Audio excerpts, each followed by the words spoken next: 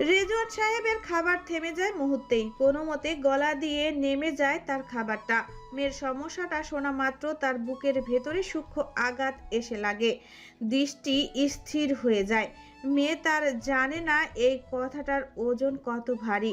সে নিঃসংকোচ ভাবে তার সমস্যাটা উত্থাপন করছে, কিন্তু রেজওয়ান সাহেব সে তো জানে এর পেছনে কতটা নীরব ব্যথা লুকিয়ে। একটা নিষ্পাপ বাচ্চা মা হারানোর পর থেকে আর কখনো সেই ডাকটা উচ্চারণ করেনি সবার সামনে। মা ডাকটার মধ্যে যে মধুরতা রয়েছে সেটা সে হারিয়ে ফেলেছে সেই ছোটবেলাতেই। এই ডাকের বেলার তার মুখ ভারী হয়ে ওঠে। কতটা অসহায় হলে এই একটা কথা বলা সম্ভব হয়, যেখানে তার চারপাশে সবাই মা ডাকে মুখরিত করে তুলছে, অথচ সে পারছে না। বাবা শুনতে পাচ্ছ? জি জি মা, শুনতে পেয়েছি। রেজওয়ান সাহেব তার চোখের আসা পানি লুকিয়ে নিজেকে ধাতস্থ করে নেয়। জড়িয়ে আসা কণ্ঠ ঠেলে স্বতঃস্ফুর্ত কণ্ঠে বলে, তুমি কি তোমার শাশুড়ি মায়ের কথা বলছো? হ্যাঁ, আজকে সবাই বলছিল ডাকতে, কিন্তু আমি পারিনি। ওহো, কিন্তু ডাকতে তো হবে মা। আমি নিজেও চাই ডাকতে বাবা। নেতা সাহেব, সানজি আপু, ভাইয়া ওনারা সবাই আম্মা বলে ডাকে, আমিও আম্মা বলেই ডাকতে চাই। তুমি মামুনি ডেকে অভ্যস্ত, আম্মা ডাকটা কঠিন হয়ে যাবে না? তোমার এক্ষেত্রে একটু সময় লাগবে মা।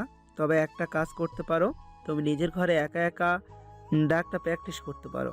ধরো মিররের সামনে দাঁড়িয়ে নিজের ভিতরে সমস্ত জড়তা কাটিয়ে ডাক দিচ্ছ, মুখটা হালকা করছো। সবার সামনে নার্ভাস হয়ে পড়ি যে বাবা। তোমার কাছে ডাকটা যখন সহজ হয়ে যাবে তখন আর নার্ভাস লাগবে না।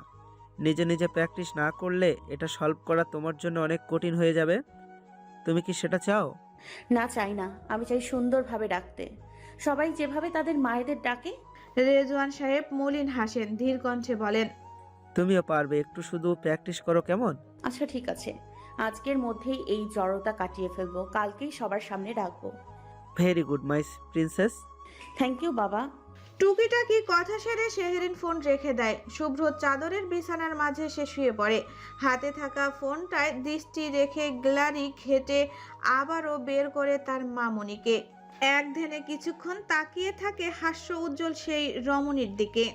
মামুনি জানো, আমি একটা নতুন মা পেয়েছি, কিন্তু আমি তাকে মা বলে ডাকতে পারছি না। তুমি চলে যাওয়ার সঙ্গে সঙ্গে আর ডাকা হয়নি তো, এজন্য বোধহয় এত সংকোচ লাগছে। কিন্তু মামুনি, আমি তাকে মা ডাকতে চাই, একটুখানি মায়ের আদর পেতে চাই। আমি খুব করে চাই মায়েদের গায়ে যে বিশেষ ঘ্রাণ আছে সেটা অনুভব করতে। আমি যদি ভালো মেয়ে হয়ে চলি, তাহলে আমাকে কি সে মেয়ের মতো ভালোবাসবে না বলো? আমি রান্নাটা যেভাবেই হোক শিখে নিব, সব কাজ শিখে নিব। আমি শুধু একটু ভালোবাসা চাই। তুমি প্লিজ আমার জন্য একটু দোয়া করো, আমি যেন সবকিছুতে স্বাভাবিক হতে পারি, সবকিছু মানিয়ে নিতে পারি। তবে ভেবো না নতুন মা পেয়ে আমি তোমাকে ভুলে যাব। আমি তোমাকে অনেক ভালোবাসি, তুমি সব সময় আমার অন্তরে থেকে যাবে। জানো মামনি, পৃথিবীতে তোমাদের অভাব অপূরণীয়। তোমরা যারা এভাবে চলে যাও আমাদের ছেড়ে, কতটা যে কষ্ট হয় বলে বোঝাতে পারবো না। প্রতিটা ক্ষেত্রে তোমাদের প্রয়োজন হয়। এক বাবারা আর কত করবে বলো? বাবার সত্তা হতে বের হয়ে এসে মায়ের সত্তা বহন করে কি সহজ কাজ? কিন্তু তবুও দেখো, আমি এতটাই লাকি যে বাবা তোমার সব দায়িত্ব নিজের কাঁধে তুলে নিয়ে এখনো বহন করে যাচ্ছে আমাকে। আমার নিজের প্রতি ভীষণ রিগ্রেট ফিল হয় মাঝে মাঝে, কিন্তু বাবা ছাড়া আমি নিশ্চিহ্ন। তাকে আমার লাগবেই লাগবে, উপায় নেই। শুধু ভাবি, যাদের বাবারা এতটা সাপোর্টিভ নয় তারা কিভাবে মা ছাড়া লাইফ লিড করে, আর নাকি তাদের আলাদাভাবে ধৈর্য শক্তি দান করে। হয়তো তাই, তাছাড়া তো সম্ভব নয়। শেহরিন খানিকক্ষণ নিজ মনে বিড়বিড় করতে করতে ফোন রেখে চোখ বন্ধ করে নেয়। কার্নিশ বেয়ে গড়িয়ে পড়ে তার দু ফোঁটা পানি। অতঃপর নিজের সংকোচতাকে ঠেলে আম্মা ডাকটা ঠোঁট ফুটে উচ্চারণ করতে থাকে ধীর কণ্ঠে। বিশাল ডাইনিং জুড়ে আজ খাবারের মেলা বসেছে। দুপুরের মহাভোজে আজ যেন আয়োজনের কমতি নেই। পোলাও হতে শুরু করে মাংস, মাছ, কাবাব, দই, মিষ্টি, পুডিং, বোরহানি সহ অজস্র আইটেমে ভরপুর। বাসার সবাই মোটামুটি বসে পড়েছে খাবার টেবিলে। বাদ রয়েছে নেতা সাহেব আর সারফরাজ। দুজনেই কাজ সামলে আসতে একটু লেট হয়ে করছে, কেননা দুপুরের লাঞ্চ তাদের বেশিরভাগ সময় নিজ কর্মস্থলেই করা হয়। কিন্তু আজ অতিথিদের সুবাদে কথা দিয়েছে একসাথে লাঞ্চ করবে সবাই। বাড়ির মেয়ে বউ সহ সকলেই একত্রে বসেছে।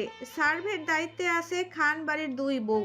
সারপ্রাইজ এসে উপস্থিত হলেও সান্নিধ্যের বাসায় পৌঁছাতে আরও একটু সময় লাগবে। আচ্ছা, আমরা সাফ করে থাকছি।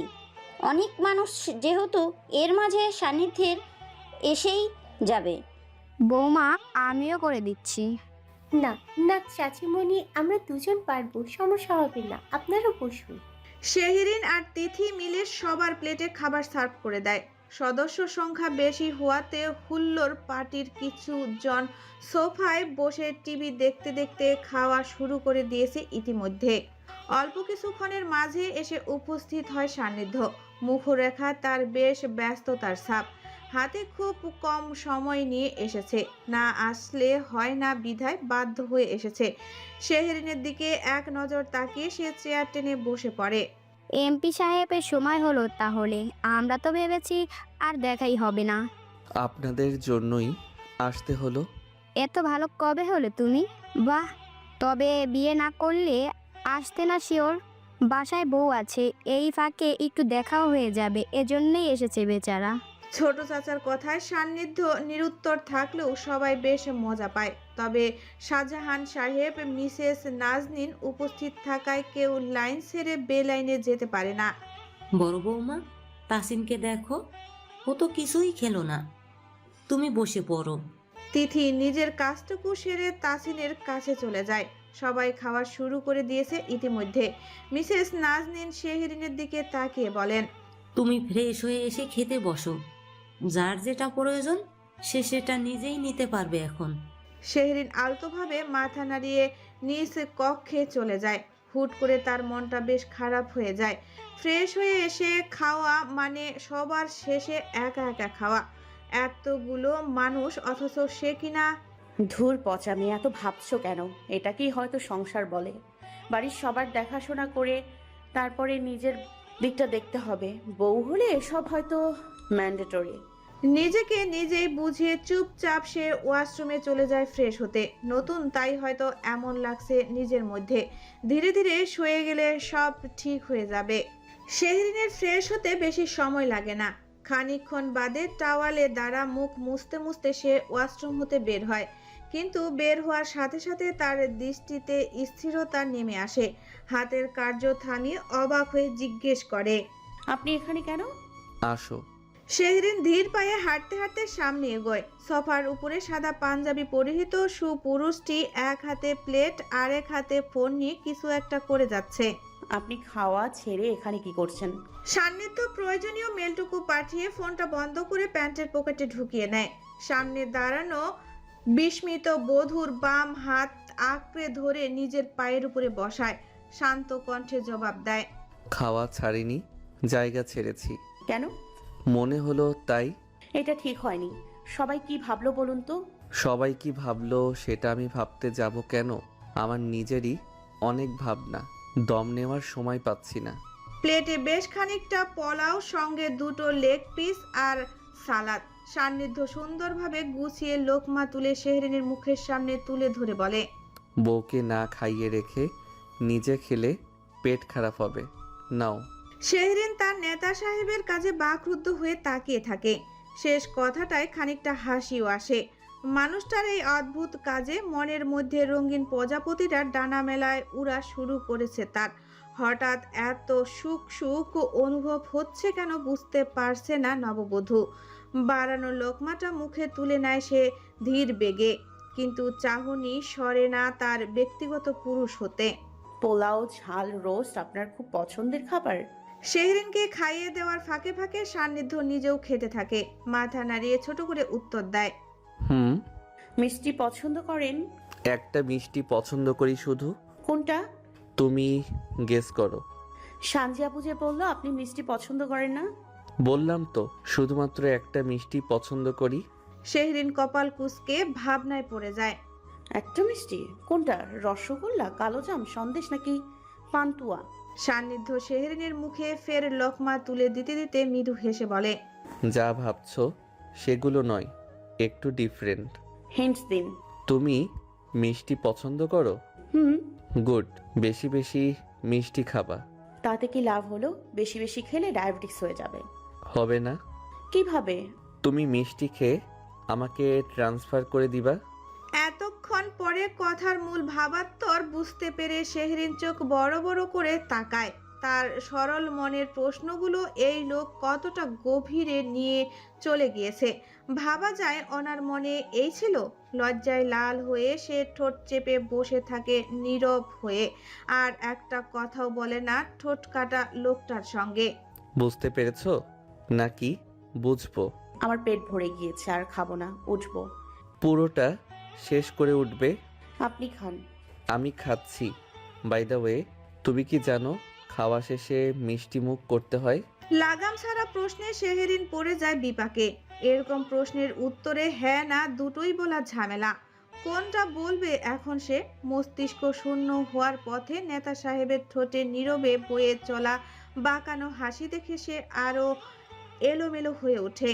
চোখ ঘুরিয়ে নেয় অন্যদিকে, মনে মনে দীর্ঘশ্বাস ফেলে। 21 বছর জীবনে সে এত লজ্জা কখনো পায়নি যতটা বিয়ে হতে এই 2 দিন হলো পেয়ে যাচ্ছে সবার হতে। মঙ্গলবার বেলা 11টা চুয়েট চট্টগ্রাম প্রকৌশল ও প্রযুক্তি বিশ্ববিদ্যালয়ের সুবিশাল ভবনের করিডোরে আলো ছায়ারা এসে লুকোচুরি খেলছে ছন্দহীনভাবে। ক্যাম্পাস জুড়ে ভরে ওঠা আশার রোদ্দুর তার তাপমাত্রা ছড়িয়েছে প্রখরভাবে। গরমের দাবদাহটা অন্যান্য দিনের তুলনায় আজকে বেশি। বাংলা ক্যালেন্ডারের পাতায় আষাঢ় শেষ হয়ে এলেও খুব একটা বৃষ্টি দেখা দেয়নি এই মাসে। অপেক্ষা এখন শ্রাবণের বাড়িধারার। পুরনো আম গাছের নিচে গা জুড়ানো প্রয়াসে একদল ছাত্রছাত্রী জমিয়েছে চা আড্ডার আসর। তবে সবকিছু ছাপিয়ে সিভিল ইঞ্জিনিয়ারিং ডিপার্টমেন্টের প্রথম বর্ষের শিক্ষার্থীদের চলছে পুরো দমে ক্লাস। আর মাত্র কয়েকদিন পরই ইয়ার ফাইনাল। শেষ মুহূর্তেই ক্লাসগুলো তাই বেশ জোরদারভাবে নেওয়া হচ্ছে। কিছুক্ষণ আগে অবধি চলছিল ডাক্তার রাইসুল ইসলাম স্যারের এক্সট্রাচারাল অ্যানালাইসিস ক্লাস, বোর্ড ভর্তি সমীকরণ, ডায়াগ্রাম আর খাড়া দাগ। কিন্তু এখন সব কিছু বন্ধ। পুরো ক্লাস মৌনতার চারিদিকে ঢাকা পড়েছে। সামান্যতম শব্দের উৎস খুঁজে পাওয়া মুশকিল। ভেসে আসা গম্ভীর পুরুষালী কর্কশ কণ্ঠস্বরে মাথা নিচু করে দাঁড়িয়ে আছে শেহরিন। বুকের ভেতরে তার উথাল পাথাল কাঁপুনি বয়ে যাচ্ছে। মেহেদির রঙা হাত দুটোর তালু বরফের জমে ঠান্ডা হয়ে এসেছে, গলা শুকিয়ে কাঠ। আপনি কি জানেন এই কোর্সের ভ্যালু কি? 1 দিন 2 দিন নয়, আপনি এতদিন ক্লাস মিস করেছেন। সিভিল ইঞ্জিনিয়ারিং পড়তে এসেছেন নাকি বেড়াতে এসেছেন আপনি? এখানে তো আপনার বাবা মায়ের টাকা, দেশের টাকায় পড়েছেন।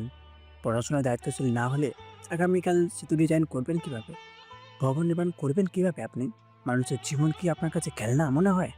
ডক্টর রাইসুল ইসলাম স্যার শেহরিনের জবাবের জন্য যৎসামান্য সময় অপেক্ষা করেন, অতঃপর আবারও কাঠিন্য সুর তুলে বলেন, যে ছাত্রী প্রথম বর্ষ হতেই ক্লাসে নিয়মিত উপস্থিত না হয়ে শৃঙ্খলাকে তুচ্ছ জ্ঞান করে সেই ছাত্রী হবে ভবিষ্যতে একজন দায়িত্বশীল ইঞ্জিনিয়ার, কীভাবে আশা করা যায় বলেন তো? Do you understand my point? Shehrin চুপ। তার কাছে সত্যি কোনো জবাব নেই। কি জবাব দেবে সে? ভুল হয়তো তারই। অসুস্থতার কারণে 8-9 দিনের মতো অনুপস্থিত থাকার পরও বিয়েসহ নানান কার্যে আরও 5-6 দিন গ্যাপ দিয়েছে। কালকে ইচ্ছাকৃতভাবে ক্লাসটা মিস না দিলে হয়তো আজ এমন জবাবদিহি তার মুখে পড়তে হতো না। ডক্টর রাইসুল ইসলাম স্যারের ক্লাসটা কালকে লাস্টই ছিল। হতভাগা মেয়ের খেয়ালই ছিল না এই স্যারের ক্লাসটা সে দীর্ঘদিন যাবৎ গ্যাপ দিয়ে আসছে। সেটা অসুস্থতা কিংবা বিয়ে উপলক্ষে যেটাই হোক না কেন। কালকে কি ভেবে যে ক্লাসটা মিস দিয়ে বাসায় গেল, আর আজকে পড়ল ধরা। পুরো ক্লাসে 60 জন ছাত্রছাত্রীর মধ্যে 57 জন প্রজেক্ট জমা দিলেও দেয়নি 3 জন। বাকি 2 জন অনুপস্থিত থাকলেও শেহরিন আজকে উপস্থিত। লাস্ট ডেট ছিল আজকে, তাও এই বাঘের মতো স্যারের প্রজেক্ট। ইউনো ইঞ্জিনিয়ারিং মানে শুধু বইয়ের সূত্র মুখস্থ করা নয়, এটা হলো শৃঙ্খলা, অঙ্গীকার এবং জবাবদিহিতার না। আপনি একটা কলম ডিজাইন করবেন এবং সেটা যদি কোনোভাবে ভুল হয় তাহলে শুধু নাম্বারই কাটা যাবে না, সচেতন মানুষ জীবন কেওনার পন্থা তৈরি হবে। একটা ব্রিটিশ নকশা করবেন, সেখানে আপনার একটা অসাবধানজনিত ছোট একটা ভুল যোগাযোগ ব্যবস্থাকে প্রশ্নবিদ্ধ করে তুলবে। ওভারঅল আপনাকে বুঝতে হবে আপনি কোনো স্টেজে এসে পড়াশোনাটাকে হেলাফেলা করছেন। এটা প্রাইমারি সেকশন নয়। মন চাইলে ক্লাসে আসবেন, না চাইলে আসবেন না। ডাক্তার রাইসুল স্যার, যার কঠোরতার পুরো সিভিল ইঞ্জিনিয়ারিং ডিপার্টমেন্টের আলাদা কিংবদন্তি হিসেবে পরিচিত করেছে, যার কথা শুধু ধারালো ফলা হিসেবে নির্গত হয় না, জ্বলন্ত শিখার ন্যায় উত্তাপ ছড়ায়। দায়িত্ববোধের দিকে তার এক নিষ্ঠতা পুরো ডিপার্টমেন্ট তাকে সমীহ করে চলে। আপনি যদি প্রফেশনালিজম শব্দটাকে গুরুত্ব সহকারে নিতে না পারেন তাহলে প্লিজ পড়াশোনা ছেড়ে দিন। আপনার মতো হাজার হাজার স্টুডেন্ট পড়ে আছে, কোনো দরকার নেই আপনার। 7-8টা করে ক্লাস মিস দিয়ে হুটার আমার ক্লাসে উপস্থিত হবেন, সেটা আমি অ্যালাউ করবো না, কোনোভাবেও না। কারণ আমি ক্লাসে যা শেখাই, যা পড়াই, সেটা আপনাদের ভবিষ্যতের জীবনের সঙ্গে গভীরভাবে যুক্ত। আপনার অ্যাটেন্ডেন্স নেই, পুঁজিক নেই, চলমান ক্লাস সম্পর্কে কোনো ধারণা নেই। শুধু শুধু ক্লাসে কেন এসেছেন? বেড়াতে নাকি নিজের ইচ্ছা মতো চলতেন? Answer B please. শেহরিন চোখ বন্ধ করে কপালে ভাঁজ করে সবকিছু হজম করে নেয়। নিজের ভেতরের অনুশোচনা, সেই সাথে ক্ষমা প্রার্থনা করার জন্য মনে মনে সাহস সঞ্চার করতে থাকে। স্যারের কথাগুলো শোনার পর মনে হচ্ছে সত্যি ভুলটা তার।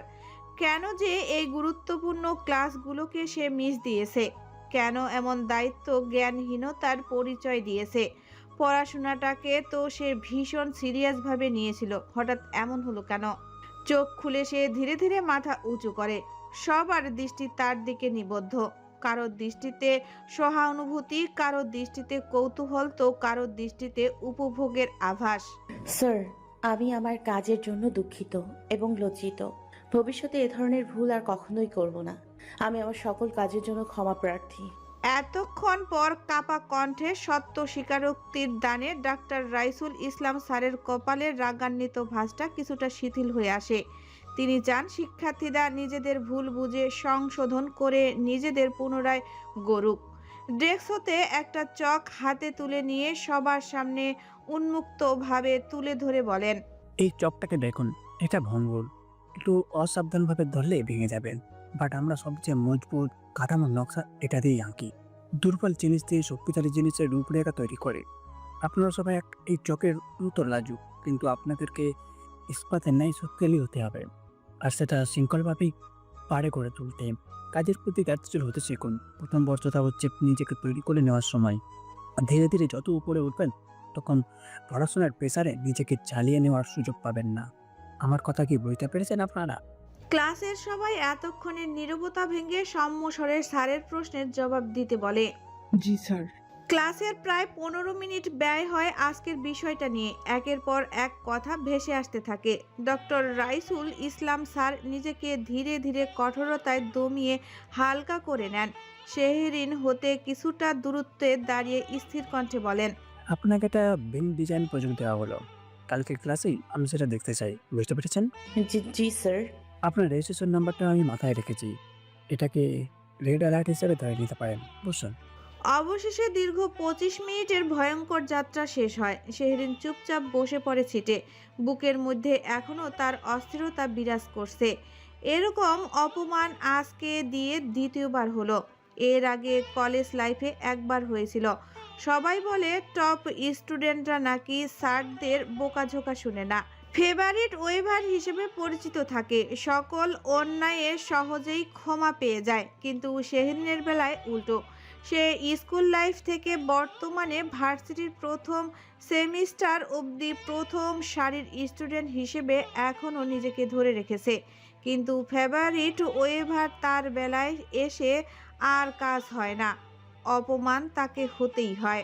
ক্লাস সময় শেষ হয় তারও কিছুক্ষণ পর। স্যার চলে যেতেই মৃদু গুঞ্জন উঠে তাকে ঘিরে। শেহরিন সেসবে পাত্তা না দিয়ে ভাবে স্যারের দেওয়া কাজটা নিয়ে। যেভাবেই হোক কালকের মধ্যে তাকে কমপ্লিট করে জমা দিতে হবে, তা নয়তো চুয়েট ক্যাম্পাস তাকে আজীবনের জন্য ছাড়তে হবে। এই স্যারের সামনে দ্বিতীয়বার অপমান হওয়ার চাইতে পড়াশোনা ছেড়ে পালিয়ে যাওয়া ভালো। এই শেহরিন, মুড অফ। শেহরিন বই খাতা গুছিয়ে ব্যাগে তুলতে তুলতে ধীর কণ্ঠে ছোট করে জবাব দেয়। না। স্যার এমনিতেই অনেক রাগী, তার উপরে তুমি এতদিন তার ক্লাসে আসোনি, বকা দেওয়াটা নর্মাল। বাই দ্য ওয়ে, তোমার কি বিয়ে হয়েছে? শেহরিন ভ্রু তুলে তুন্নার দিকে তাকিয়ে বলে, কেন? মনে হচ্ছে দেখে, হাতে মেহেদি, আঙুলে রিং, গলায় চেন। এত কিছু খেয়াল করেছো? তুমি তো ভার্সিটিতে একদম নর্মাল লুকে আসো, অর্নামেন্টস পরা দেখিনি এর আগে, আবার এতদিন গ্যাপ, সব মিলিয়ে মনে হচ্ছে বিয়ে হয়েছে তোমার। শেহরিন মুখে জোরপূর্বক হাসি টানে। বিয়ের ব্যাপারটা সে চায় না সবার সামনে উন্মুক্ত করতে, কারণ এখন যদি সে স্বীকার করে তাহলে পুরো ডিপার্টমেন্ট ছড়াবে, সেই সাথে নেতা সাহেবের ছবি দেখতে চাইবে, যেখানে স্বয়ং নেতা সাহেব নিজেই এত কড়া প্রাইভেসি মেনটেন করে চলছে বিয়েটা নিয়ে। সেখানে তার এভাবে জাহির করাটা অনুচিত, অন্তত তার পারমিশন ছাড়া। নিশ্চয়ই এর পেছনে যথাযথ কোনো কারণ রয়েছে, বিধায় সে চুপচাপ আছে। কি জানি শত্রুর ব্যাপার স্যাপারও থাকতে পারে। সেরকম কিছু নয়, মেয়েদের উইকনেস অর্নামেন্টসে থাকবে, এটাই স্বাভাবিক। হাই গাইস, কি করছো তোমরা? একে একে দল বেঁধে আরফিন, অর্ক, নিশি, জায়ান এসে ভিড় জমায় শেহরিনের পাশে। অর্ক চোয়ালে হাসি ঝুলিয়ে বলে, শেহরিন আজকে ডোজটা কেমন খেলে? কয়েকদিন আগেও নিশা তো খেয়েছিল, ওকে তাও অল্পতে ছেড়েছিল, বাট তোমাকে একদম। দোস্ত, এই প্রজেক্টে যে প্যারা খেতে হয়েছে, শেহরিন গ্যাপ দিয়ে একদিকে ভালোই করেছে। ওকে আজ যেটা স্যার দিয়েছে সেটা খুব একটা কঠিন না। শেহরিন নীরবে সবার মজা নেওয়া থেকে শুরু করে প্রত্যেকের জ্ঞান বাক্য হজম করতে থাকে। আজ তার হজমের দিন, সব হজম করতে হবে। মনে মনে ঋতুমার উপরে তার রাগ জমে। এই মেয়ে 2 দিন ক্লাসে আসে তো 3 দিন আসে না। আমেরিকা যাবে যা, ক্লাসটা অন্তত করে যা। প্রজেক্ট জমা না দিয়েও লাপাত্তা হয়ে গেছে। তবে সুবিধা একটাই, ওর অপমান হওয়ার সুযোগ নেই, কারণ এই স্যারের ক্লাস সে অনেক আগেই বাদ দিয়েছে। এদিকে পাসপোর্টও রেডি, এখন শুধু হাতের মুঠোয় আসতে বাকি। তবুও তো অনেক দিন। এই কয়েকটা দিন ক্লাসে আসলে কি হয়? অন্তত এই শব্দেরকে তো হজম করতে হয় না। আমার প্রতি তোমাদের এত সহমর্মিতা দেখে অবাক হচ্ছি। প্লিজ এটা নিয়ে গসিপ পরে করো। আমাকে স্যারের বিগত ক্লাসের নোটসগুলো দিতে পারবে কেউ? নোটসের কথা শুনতেই সবাই এক লহমায় চুপ হয়ে যায়। শেহরিন আর চোখে প্রত্যেকের অভিব্যক্তি লক্ষ্য করে। তুন্না আমতামতা স্বরে বলে, আমার তো নোটস করাই হয়নি। এই, তোদের নোটস থাকলে প্লিজ ওকে দে। ভাই আমি আর নোটস ওসব আমাকে দ্বারা হবে না। নিশি তোমার কাছে নেই? সরি শেহরিশ, আমার অনেক গ্যাপ আছে এই সাবজেক্টে। আমি অনেক কষ্টে নোট কালেক্ট করেছি, পড়তে হবে। তুমি তো এমনিতেও টপ। আর আমার যে লেখাগুলাও তুমি তো বুঝবেই না। প্রত্যেকের বাহানা শেহরিনের এতদিনে চেনা হয়ে গেছে। এরা এতটাই স্বার্থপর যে পড়াশোনার বিষয়ে কিছু শেয়ার করবে না। হয়তো হিংসা থেকেই এমনটা করে। শেহরিন টপ রেজাল্টটা চক্ষুশুলক, অথচ এই হাসি মাখা মুখগুলো দেখে কে বলবে এদের ভেতরে এত অন্ধকার? এদের প্রয়োজনে ঠিক তার থেকে নোটস কালেক্ট করতে আসে। শেহরিন এত চেয়েও কেন জানি স্বার্থপর হতে পারে না। বিবেকে বাধে তার, মিথ্যা কোনো অজুহাত দিতে পারে না। তবে আগের চেয়ে সে নিজেকে বেশ শক্ত করেছে। হোক সে একা, তবুও এদেরকে অতিরিক্ত সে আর প্রশ্রয় দেয় না, নরম সুরে কথা বলে না। বুঝতে পেরেছি, নেক্সট টাইম থেকে আমার হাতের লেখাও খারাপ করতে হবে। সুন্দর লিখে কি লাভ, মার্কসটাই তোর মেইন। এমন করব যাতে নিজের লেখা নিজেই বুঝতে না পারি, অন্য কেউ তো আরও নয়। হালকা খচা মেরে ব্যাগখানা কাঁধে তুলে সিট থেকে বেরিয়ে আসে শেহরিন। আজকের মতো ক্লাস শেষ। এখন কালকের যুদ্ধের জন্য প্রস্তুত নিতে হবে। না জানি কালকে আবার কি হবে। শেহরিশকে দেখে যতটা নরম মনে হয়, আসলে ও ততটা নরম নয়। বেছে বেছে জায়গা মতো বাঁশ দিয়ে দেয়, অথচ দেখলে যে কেউ বলবে ইনোসেন্টের ডিব্বা। রাইট, স্যার আজকে এত অপমান করলো, অথচ ওর মধ্যে সেরকম কোনো রিয়েকশনই নয়। এতগুলো ক্লাস মিস দিয়ে কালকের প্রজেক্টটা আদৌ পারবে তো? জায়ানের কথায় তুন্না সন্দিহান কণ্ঠে বলে, don't know, but brilliant student পারতেও পারে। বাট আমার কেন জানি ওকে দেখে মনে হচ্ছে ওর বিয়ে হয়েছে। হুস, বিয়ে করলে আমরা জানবো না? লুকিয়ে লুকিয়ে তো বিয়ে করতে পারে। লুকিয়ে লুকিয়ে বিয়ে করার কি আছে? বাই দা ওয়ে আরেফিন, আমাদের থেকে তুই তো ওকে একটু ভালোই চিনিস, কেউ আছে নাকি? আরফিন কাঁধ ঝাঁকায়, ঠোঁট উল্টে বলে, আমি জানবো কিভাবে? আমি তো ওর বয়ফ্রেন্ড নই। তবে হ্যাঁ, একদিন রেস্টুরেন্টে এমপি শাহজাদ খানের সাথে ওর পরিচয় ভাবটা খেয়াল করেছি। Seriously MP? শিওর নয়, বাট কিছু একটা মনে হয়েছিল। এই জন্যই কি লুকোচুরি? হলেও হতে পারে। তুন্না বাঁকা হেসে বলে, বাহ, তাহলে তো হলোই। দেখি আমার ধারণাটা কতটুকু সত্য হয়। কালকে ক্লাসে ওকে টেস্ট করব। লাভ কি দোস্ত? লাভ লোকসানের কিছু নয়, we can say it only curiosity. জাতীয় সংসদ অধিবেশন ঢাকা। ঢাকার শেরেবাংলা নগরে অবস্থিত জাতীয় সংসদ ভবনের পরিধি বিশাল ও গম্ভীর। আধুনিক স্থাপত্য শৈলী যেন গণতন্ত্রের মহিমা ও রাষ্ট্রের জটিলতার প্রতীক। ভেতরের প্রধান কক্ষটি আজ শৈলাভে ভরপুর। দেশের সর্বোচ্চ আইন প্রণয়নকারী প্রতিষ্ঠানের সদস্যরা আজ উপস্থিত হয়েছে তাদের নিজস্ব কর্মকাণ্ডের জবাবদিহিতা এবং বাজেট প্রণয় নিয়ে। দীর্ঘ সময় যাবৎ চলছে এই অধিবেশন। সরকারের কর্মকাণ্ড, উন্নয়ন প্রকল্প সহ বাজেটের নীতি নির্ধারণ নিয়ে শুরু হয়েছে তুমুল আলোচনা সমালোচনা। সরকারি দল এবং বিরোধী দলের তর্ক বিতর্ক, সেই সাথে উঁচু নিচু কণ্ঠস্বরে তৈরি হয়েছে অস্থিরতা। মাননীয় স্পিকার সবাইকে চুপ থাকার নির্দেশ দিয়ে পরিবেশ পরিস্থিতি স্থিতিশীল করেন। পরবর্তীতে বক্তব্য প্রদানের জন্য তিনি জোরালো কণ্ঠস্বরে বলেন, আসন নং 34 চট্টগ্রাম 2 আসনের মাননীয় সংসদ সদস্য সান্নিধ্য শাহজাদ খান, আপনাকে কথা বলার জন্য নির্দিষ্ট সময় প্রদান করা হলো। পুরো সংসদ অধিবেশনের সবচেয়ে কনিষ্ঠতম সদস্য সান্নিধ্য শাহজাহান খান। বয়স মাত্র 32 হলেও চেহারা চাল চলনের গাম্ভীর্যের ছাপ বিদ্যমান। পরনে তার আজকে সাদা পাঞ্জাবির জায়গায় ক্রিম কালার পাঞ্জাবি। দৃঢ় প্রাণবন্ধ তার মুখরেখা। সুদর্শন এই অল্প বয়সী নেতাকে নিয়ে পক্ষ বিপক্ষ দুই দলেরই বেশ আগ্রহী সীমা রয়েছে। দক্ষ হাতের সামনের মাইক্রোফোনটি ঠিক করে গভীর দৃষ্টি নিক্ষেপ করে সম্মুখের সারির মন্ত্রী ও বিরোধী দলীয় নেতাদের দিকে সান্নিধ্য। এক ঝলক তাকিয়ে সেদিক হতে দৃষ্টি ফিরিয়ে মাননীয় স্পিকারের দিকে মনোনিবেশ করে সে। সুস্পষ্ট গলায় মাননীয় স্পিকারকে ধন্যবাদ দিয়ে সরাসরি নিজস্ব কাজের জবাবদিহিতা চলে যায়। একে একে নিজ এলাকার উন্নয়নের সমস্ত হিসেব নিকেশ উপস্থাপন করা শুরু করে সান্নিধ্য। নতুন সড়ক, স্কুল, হাসপাতাল, বিদ্যুতায়ন প্রতিটি প্রকল্পের নাম, ব্যয়, অগ্রগতি এবং জনগণের উপর তার প্রভাব নিখুঁতভাবে তুলে ধরে। এখন প্রশ্ন হলো, জনগণের টাকার সঠিক ব্যবহার নিশ্চিত করতে আমরা কি ব্যবস্থা নিয়েছি? এর জবাবদিহিতা কোথায়? সান্নিধ্যের কথার মাঝে বিরোধী দলের একজন প্রবীণ সদস্য হঠাৎই বলে ওঠেন, জবাবদিহিতা তো আপনার নিজের মন্ত্রণালয়ের কাছেই নেই। আপনি কিভাবে দিবেন?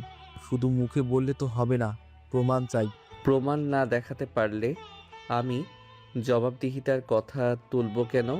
এরকম কথা অনেকেই বলে। শুরু হয় তর্ক বিতর্ক। সান্নিধ্য বিরক্ত হয় খানিকটা, কপাল কুঁচকে শক্ত কণ্ঠে বলে, মাননীয় স্পিকার, আমি আমার বক্তব্য প্রদান করছি। বিরোধী দলের মহোদয় যদি কোনো প্রশ্ন রাখেন আমি তার জবাব দিতে প্রস্তুত, কিন্তু অপ্রাসঙ্গিক মন্তব্য করে এই গুরুত্বপূর্ণ বিতর্ককে অস্থির করা উচিত নয়। আপনি নিজেই তো অপ্রাসঙ্গিক হচ্ছেন।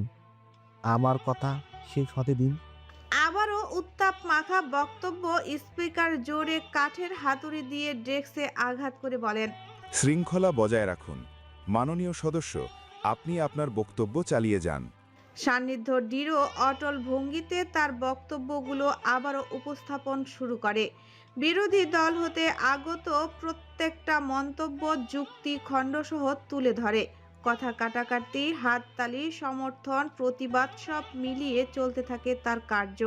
মাননীয় স্পিকার, তরুণ এই সংসদ সদস্য খুব সুন্দর করে তার কর্মকাণ্ড তুলে ধরলেন, কিন্তু বাস্তবতা হলো তার নিজস্ব দলের কর্মীরাই দুর্নীতিতে যুক্ত।